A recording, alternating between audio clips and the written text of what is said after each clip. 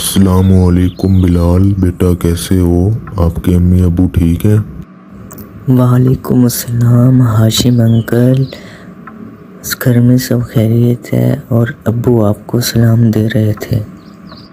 वालेकुम अस्सलाम बेटा, मेरी तरफ से आपके अबू को सलाम।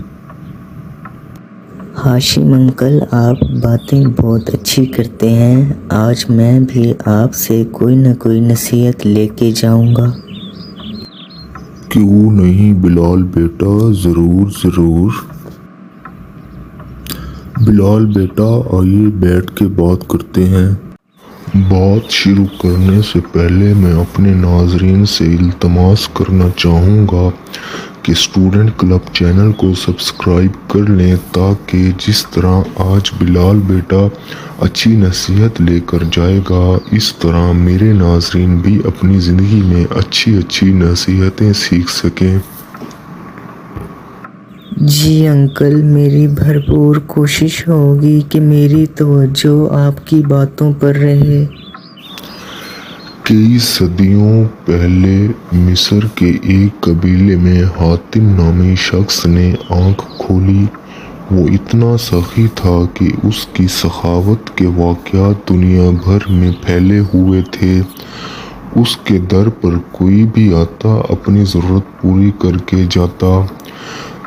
सुनते हैं उसे अपने एक ऊँट से बहुत ज़्यादा प्यार था।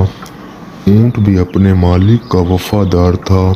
एक दिन आधी रात के टाइम उसके घर में चंद मेहमान आ गए। इत्तेफाक की बात है कि उस वक्त हातिम के पास अपने मेहमानों की खातिर तवाज़ो के लिए कुछ न था और रात के वक्त उसका इंतज़ाम करना भी बहुत मुश्किल था। हातिम ताई ने अपना वफादार ऊँट ज़िबा करके मेहमानों की खातिर तवाज़ो कर दी और हातिम ताई ने मेहमान नवाजी की भरपूर तरीके से निभाई। एक बार उसने मिस्र के सरदारों को दावत के लिए इनवाइट किया। उस दिन हातिम ताई ने 40 ऊँट ज़िबाह कर दिए। दावत ख़त्म हुई। सरदार आपस में इधर उधर की बातें करने लगे। सरदार गुफ्तगू हातिम ताई की सखावत के मुतालिक कर रहे थे। एक सरदार ने कहा, हातिम जैसा खुले दिल का इंसान आज तक नहीं देखा। एक सरदार ने कहा, क्यों ना ये सवाल हातिम से ही पूछ लिया जाए। चुनाचा हातिम से पूछा गया कि उसने अपने आप से ज़्यादा सखी और अजीम इंसान देखा या सुना है। हातिम काफ़ी देर तक सर झुका कर सोचता रहा और फिर मुस्कुरा कर बोला, बहुत ज़्यादा माल और दौलत खर्च करने का नाम सखावत नहीं। मेरी सोच के मुताबिक सखी और अजीम इंसान वो शख्स है जो अपने बड़े से बड़े फ़ायदे के लिए किसी का छोटे से छोटा एहसान भी कबूल ना करे। सब सरदार हम आवाज़ बोले, वो ज़रूर किसी मुल्क का बादशाह होगा या उसके पास बहुत ज़्यादा दौलत होगी। हातिम ताई ने जवाब दिया, नहीं दोस्तों, ऐसी कोई बात नहीं, वो तो एक चरवाहा है। तमाम सरदारों ने हैरत से एक मेज़बान को देखा तो हातिम ने कहा, एक रोज़ मैंने सारे शहर की दावत की। मेहमानों को खिलाने पिलाने के बाद मैं जंगल की तरफ निकल गया।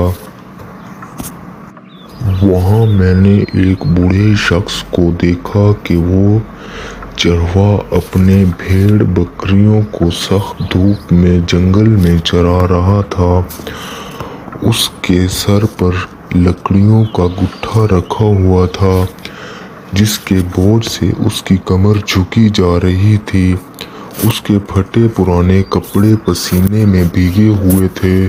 मैंने तरस खाकर उसकी मदद करने का फैसला किया और कहा, बाबा जी, मैं आपसे चंद बातें करना चाहता हूँ।